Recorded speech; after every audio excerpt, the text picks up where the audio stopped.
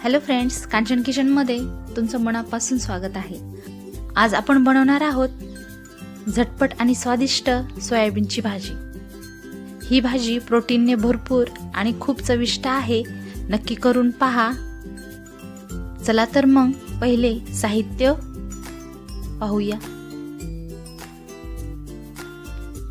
3 वाटी सोयाबीन, 3 मोठे कांदे, खडा मसाला, 5 काजू, 5 बदाम, कांदा लसूण मसाला, गरम मसाला, लाल मिर्च पावडर, चवीनुसार मीठ, हळद आणि 1 वाटी दही। चला तर रेसिपीला सुरुवात करूया। सगळ्यात आधी आपल्याला एका पातेल्यामध्ये 2 ते 2.5 ग्लास पाणी घ्यायचं आहे। त्याच्यामध्ये सोयाबीन छान बॉईल करून घ्यायचे। 2 ते 3 मिनिट छान उकळून घ्या आणि ह्याला एका ताटामध्ये काढून थंड होण्यासाठी ठेवून द्या।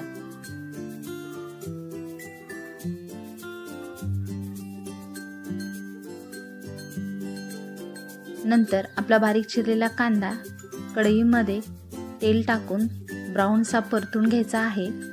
तुम्ही पाहू शकता अशा पद्धतीने परतून घ्यायचा आहे।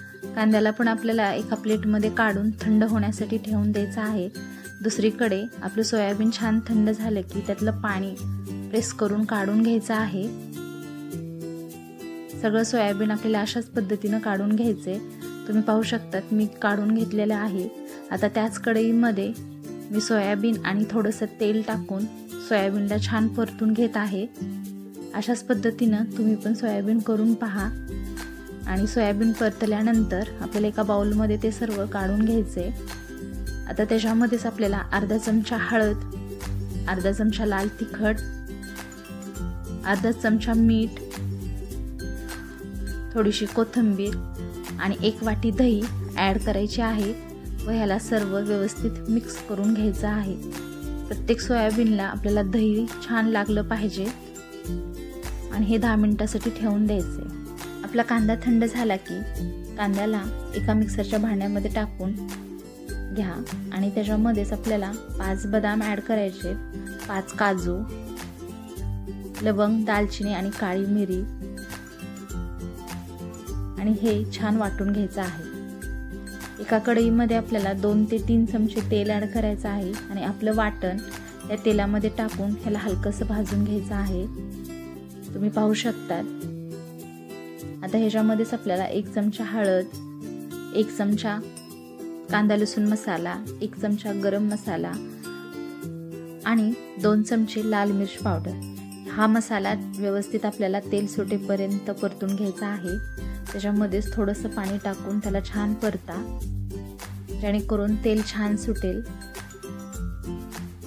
तुम्ही पाहू शकता छान तेल सुटलेलं आहे।